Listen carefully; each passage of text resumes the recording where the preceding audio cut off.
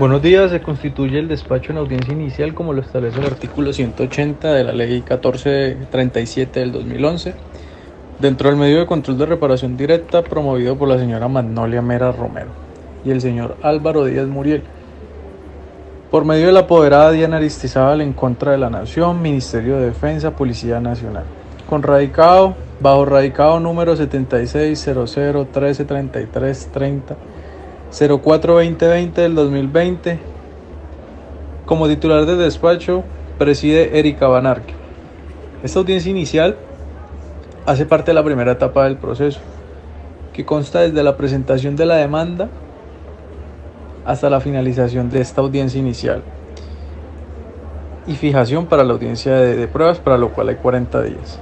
Dentro de esta audiencia se basará sobre los lineamientos del artículo 180 de la ley 1437 del 2011, donde se hará constancia de la presentación de las partes. Se procederá al pronunciamiento sobre el saneamiento del proceso donde se llegue a visorar alguna nulidad, para lo cual se dará palabra a las partes. Decisión sobre excepciones previas, si las hay. Se hará fijación del litigio conforme a las partes y la decisión del juez. Se preguntará a las partes sobre el ánimo conciliatorio y la posibilidad de efectuarlo. De no haber ánimo conciliatorio, se pronunciarán y se decidirán sobre las medidas cautelares que las partes quisieran promover. Y por último, el decreto de pruebas.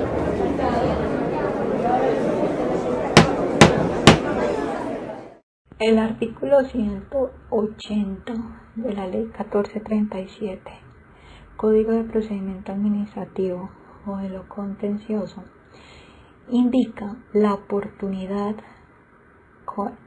de lo siguiente: la audiencia se llevará a cabo bajo la dirección del juez o magistrado ponente dentro del mes siguiente al vencimiento de término de traslado de la demanda, o de su prórroga, o del de la reconvención, o el de la contestación de las excepciones, o del de la contestación de la demanda de reconvención, según el caso. El auto que señale fecha y hora para la audiencia se notificará por estado y no será susceptible de recurso. Por su parte, el Código General del Proceso, en el artículo 372, con relación a la oportunidad, indica que el juez señalará fecha y hora para la audiencia una vez vencido el término del traslado de la demanda, de la reconvención, del llamamiento de garantía o de las excepciones de mérito, o resueltas las excepciones previas que deban decidirse antes de la audiencia, o realizada la notificación, citación o traslado que el juez ordene al resolver dichas excepciones según el caso. Es importante añadir que el auto que señala fecha, hora para la audiencia se notificará por estados y no tendrá recursos. En la medida de la prudencia, el juez citará a las partes para que concurran personalmente a rendir interrogatorio, a la conciliación y a los demás asuntos que se desarrollan en esta audiencia.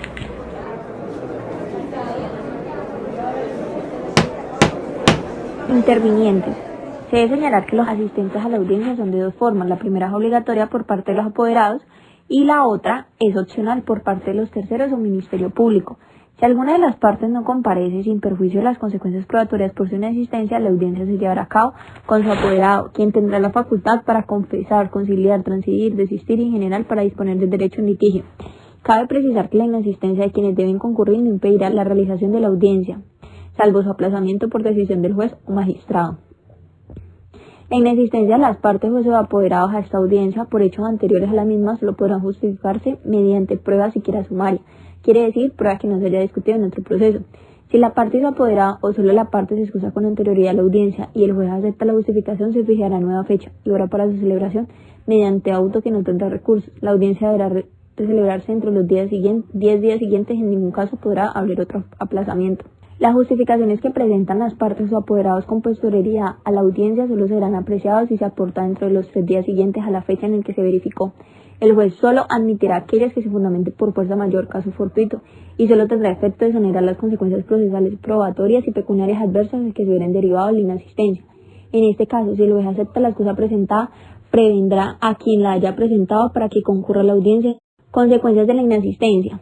La inexistencia injustificada del demandante hará presumir ciertos los hechos que se fundan las excepciones propuestas por el demandado, siempre que sean susceptibles de confesión. La del demandado hará presumir ciertos los hechos susceptibles de confesión en que se funde la demanda.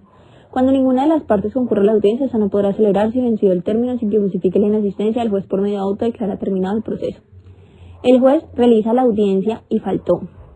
Puede presentar la excusa al apoderado entre los 3 días siguientes al realizar la audiencia y el juez en los 3 días siguientes de esa excusa mira si acepta mediante auto o no tal excusa y ese auto si es susceptible de recurso de reposición. Tiene el abogado 10 días según el artículo 242 y 247 y el juez 2 meses para resolver estos recursos. En el caso de estudio debe asistir el Ministerio Público apoderado de las partes demandantes y demandados. Las consecuencias de la inasistencia: si no coloca la excusa tendrá una multa de 2 salarios mínimos legales vigentes. Tendrá un auto que se explique esa inexistencia en el cual tiene recurso de reposición según el artículo 242 del CEPAC. Ahora bien, el término de reposición se debe trasladar a la norma Código de Procedimiento Civil, pero esa norma la suple el Código General del Proceso en su artículo 318, en el que establece que si el auto por fuera del proceso tendrá 3 días siguientes a la notificación del auto y que el auto del recurso se decide en la misma audiencia si procede o no procede. Si es en audiencia se decide el recurso y si no se realiza traslado previo a ella. En cambio, en apelación para sentencias de auto sí es más amplio.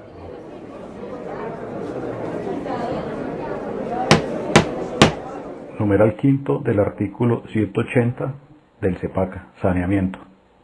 El juez debe decidir de oficio o a petición de parte sobre los vicios que se presenten. Debe adoptar medidas de saneamiento necesarias para evitar sentencias inhibitorias. El artículo 103 de la Ley 1437 expresamente dispone que los procesos que se adelantan ante la jurisdicción de lo contencioso administrativo tienen por objeto la efectividad de los derechos reconocidos en la Constitución Política y la ley, la preservación del orden jurídico. Por su parte, el artículo 4 del Código de Procedimiento Civil prescribe que el juez deberá tener en cuenta que el objeto de los procedimientos es la efectividad de los derechos reconocidos por la ley sustancial, lo que se debe reflejar en el deber consagrado en el numeral primero del artículo 37, que dice: el juez debe dirigir el proceso, velar por su rápida solución, adoptar las medidas conducentes para impedir su paralización y procurar la mayor economía procesal, so pena de incurrir en responsabilidad por las demoras que ocurran. En virtud de la finalidad del proceso judicial, la efectividad de los derechos, el juez goza de amplias potestades de saneamiento, en aras de que el proceso se ritúe conforme al procedimiento legal y se profiera una sentencia de mérito, al verificarse el cumplimiento de los presupuestos de validez y eficacia del proceso, potestades de las que pueda hacer uso en cualquier etapa del mismo. Por ejemplo, al momento de estudiar la demanda para su admisión o en la audiencia inicial, etapa procesal en la cual, acorde con lo dispuesto en el artículo 180, numeral 5 de la Ley 1437, el juez de oficio o a petición de parte debe decidir los vicios que se hayan presentado, adoptar las medidas de saneamiento necesarias para evitar sentencias inhibitorias. Así, la facultad de saneamiento le impone al juez la obligación de revisar la regularidad del proceso, la existencia de irregularidades o vicios, subsanarlos, para que el proceso pueda seguir y culminar normalmente con la sentencia de mérito. La potestad de deber del juez de sanear el proceso en cada etapa procesal se funda en la regla contenida en el artículo 25 de la Ley 1285, según la cual, agotada cada etapa del proceso, el juez ejercerá el control de la legalidad para sanear los vicios que acarrean nulidades dentro del proceso, los cuales, salvo que se trate de nuevos hechos, no se podrán alegar en las etapas siguientes en aras de evitar dilaciones injustificadas, salvo aquellas otras irregularidades que comporten una grave afectación del núcleo esencial de las garantías constitucionales de las cuales son titulares los sujetos procesales. Tenemos que, de acuerdo con la sentencia C-713 de 2008, que declaró exequible el artículo 25 de la Ley 1285, el mandato de saneamiento del proceso contenido en la Ley 1285 se reitera en el artículo 207 de la Ley 1437 y se especifica en el artículo 180, numeral 5. Para la audiencia inicial, así, en virtud de la potestad de saneamiento, el juez no solo controlará los presupuestos de validez de la demanda, sino también las circunstancias constitutivas de nulidad y aquellos hechos exceptivos previos que puedan afectar la validez y eficacia del proceso, amén de aquellas otras irregularidades que pueden incidir en su desenvolvimiento, que no encajen en una o en otra de las categorías mencionadas. En otras palabras, lo que inspira la potestad de saneamiento es la solución de todas aquellas irregularidades o vicios que puedan evidenciarse durante el trámite del proceso, a fin de que termine con una sentencia de mérito que ponga fin a la controversia, evitando su terminación por meras irregularidades o por cuestiones formales subsanables, pues ello no consulta el alcance de dicha facultad ni el papel natural del juez, ni mucho menos es factor de legitimidad de la función jurisdiccional. Teniendo así que para nuestro caso en concreto tenemos que la incapacidad o debida representación del demandante o del demandado, bajo el entendido que el poder especial que fue otorgado por la señora Magnolia Mera Romero a la señora Diana Alejandra Aristizábal no cumple con los requisitos formales, bajo el entendido que va dirigido a la Notaría 23 de Cali, quien no es el competente para adelantar el proceso de reparación directa, el cual de competencia exclusiva de la jurisdicción de lo contencioso administrativo. En virtud de lo anterior, la señora Diana no puede interponer la demanda que se encuentra en curso. Gracias.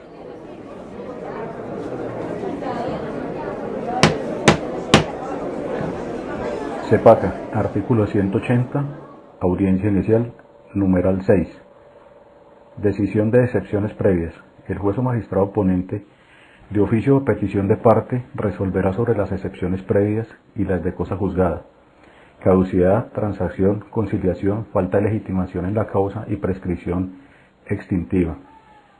Si excepcionalmente se requiere la práctica de pruebas, se suspenderá la audiencia hasta por el término de 10 días con el fin de recaudarla. Al reanudar la audiencia se decidirá sobre tales excepciones.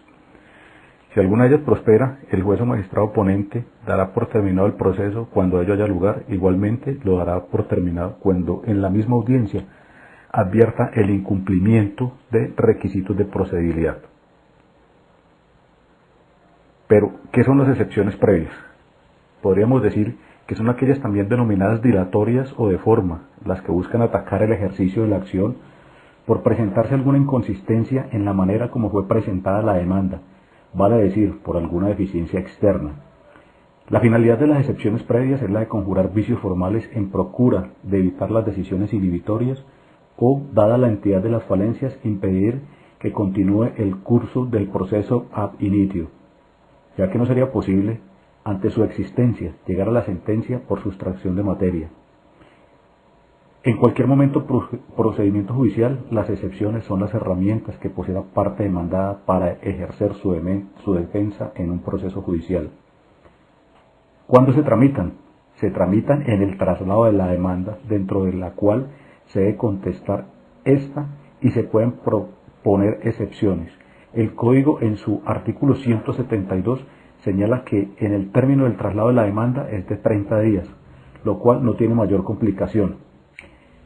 Pero cuando comienza a correr este término, podríamos decir que como primera medida hay que señalar que para que el término del traslado de la demanda comience a correr, es indispensable que el demandado o los demandados sean notificados. Si son varios los demandados, a partir del día siguiente a aquel en que se efectúe la última notificación, se correrá un término de 25 días. Este término se corre con la finalidad de que los demandados puedan acercarse a la Secretaría, donde estará a su disposición copia de la demanda y sus respectivos anexos. Una vez vencidos los 25 días, dados a los notificados con la finalidad mencionada anteriormente, entonces comienzan a correr los 30 días del traslado, que tiene el demandado o los demandados para contestar la demanda y asumir los demás medios de defensa que crean convenientes. El término de los 25 días se encuentra establecido en el quinto inciso del artículo 199 del CEPACA, el cual fue modificado por el artículo 612 de la Ley 1564 del 2012, Código General del Proceso. Las excepciones previas para nuestro caso en concreto las aterrizaremos de esta forma. Primero, declarar probada la excepción de inexistencia del demandante o del demandado, establecida en el numeral 3 del artículo 100 del Código General del Proceso. Segundo, declarar probada la excepción de ineptitud de la demanda por indebida acumulación de pretensiones, establecida en el numeral 5 del artículo 100 del Código General del Proceso. Tercero, declarar probada la excepción de pleito pendiente entre las mismas partes y sobre el mismo asunto, establecidas en el numeral 8 del artículo 100 del Código General del Proceso. Cuarto, declarar probada la excepción de ineptitud de la demanda por falta de los requisitos formales, establecidos en el numeral 5 del artículo 100 del Código General del Proceso. Y quinto, en consecuencia de lo anterior, dictar sentencia anticipada en sentido desfavorable a las pretensiones de la acción interpuesta por la doctora.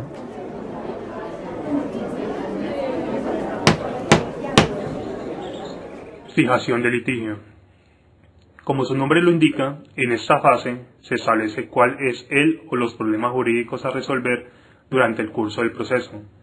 Más allá de ser una mera verificación de los hechos, de su pronunciamiento por parte del demandado y de la reafirmación sobre estos por parte de los intervinientes, en mi criterio, es la etapa más significativa de la litis, ya que se constituye en la carta de navegación a explorar por parte del juez y de los extremos. Es decir, las diligencias futuras estarán encaminadas en su totalidad a resolver la pregunta inicialmente planteada en el problema jurídico. Por lo tanto, las partes deberán prestar suma atención al planteamiento del o los problemas jurídicos propuestos por el juez, en consideración a que podría quedar excluido del mismo un aspecto clave para alguna de ellas. Quiere decir que es fijación de litigio para el juez y para las partes. Sí, porque el juez dice si las partes están de acuerdo con esos hechos, y los hechos que están objeto de litigio o debate, y cuándo hace ese barrido de los hechos. El mismo concluye sobre lo que se va a discutir en el proceso para informarle a las dos partes para ver si está conforme o no.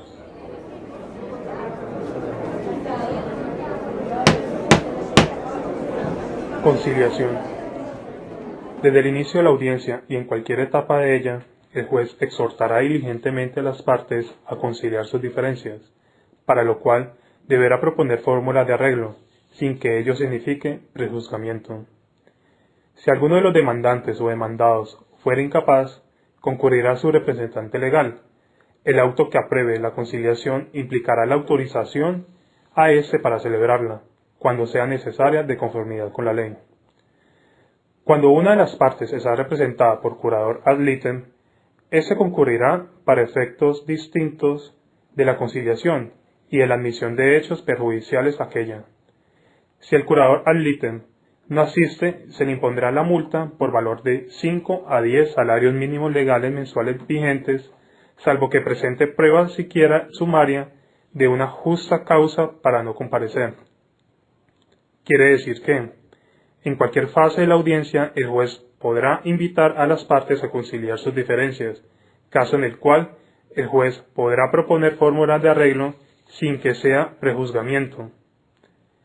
En ese momento, se debe llevar un previo concepto del Comité de Conciliación y Defensa Judicial del Ministerio de Defensa Nacional y de la Policía Nacional.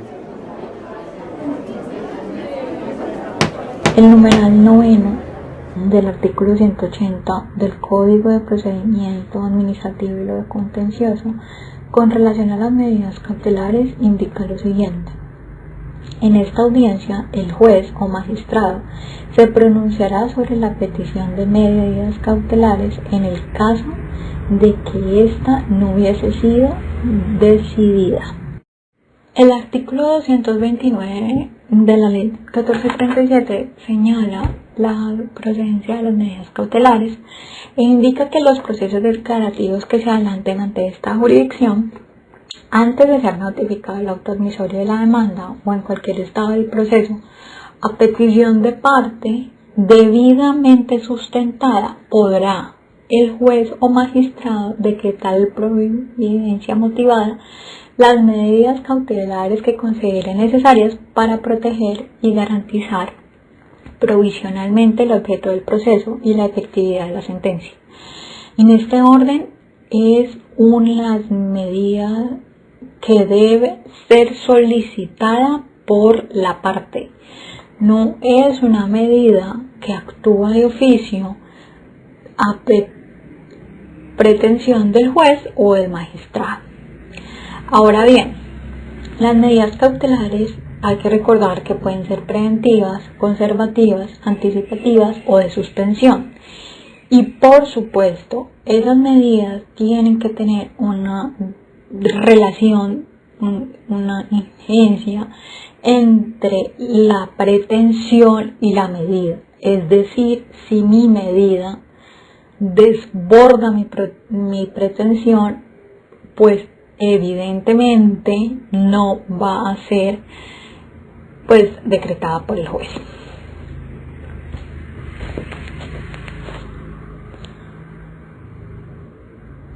Ahora bien, frente al grupo de medidas cautelares tenemos 5 que se pueden solicitar. Entre ellas se encuentra ordenar que se mantenga la situación o que se restablezca al estado en que se encontraba antes de la conducta vulnerable o amenaza, suspender un procedimiento o una actualización administrativa, suspender provisionalmente los efectos de un acto administrativo, ordenar la adopción de una decisión administrativa e impartir órdenes e imponerle a cualquiera de las partes del proceso de hacer o no hacer. En este orden en este proceso no hay lugar a medidas cautelares y por tanto no fueron solicitadas.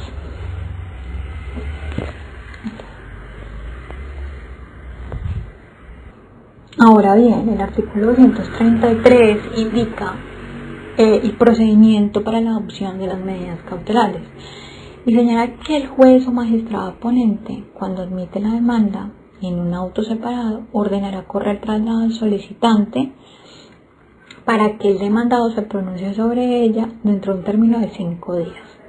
No obstante,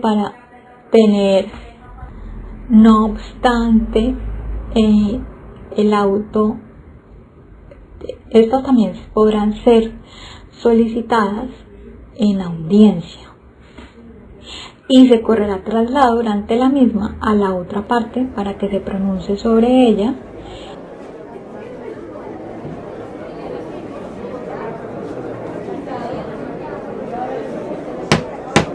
Llegada así a la etapa de decreto de pruebas,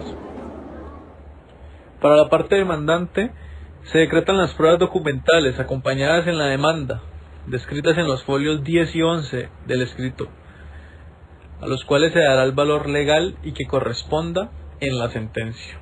Por testimoniales se cita a comparecer al señor Andrés Calderón Lara, dirección de notificación carrera 27, número 624, y al señor Jesús Garzón Jaramillo, dirección de notificación carrera 6, número 1604, para que brinden declaración acerca de los hechos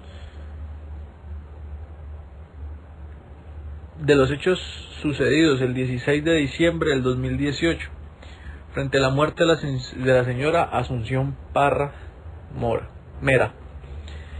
Parte demandada. Se decretan pruebas documentales allegadas en la contestación de la demanda, folios 13 y 14, y también solicitadas por la parte demandante a aportar. Testimoniales. Se cita a comparecer al señor Carlos Mario Gaviria, identificado con cédula 1112 49 58 68 de la ciudad de Cali, dirección de notificación carrera 34, número 345.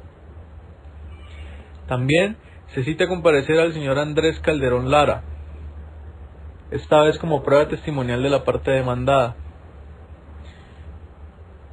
Dirección de notificación carrera 6, número 1604.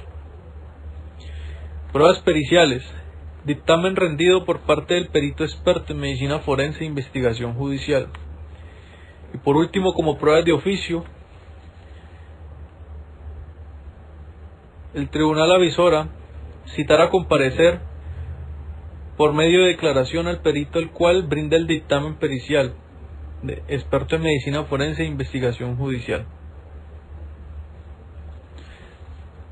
No siendo así más, el despacho procede a fijar fecha para audiencia de pruebas, no sin antes preguntarle a las partes si tienen alguna objeción o recurso que interponer frente al auto de decreto de pruebas. Muchas gracias.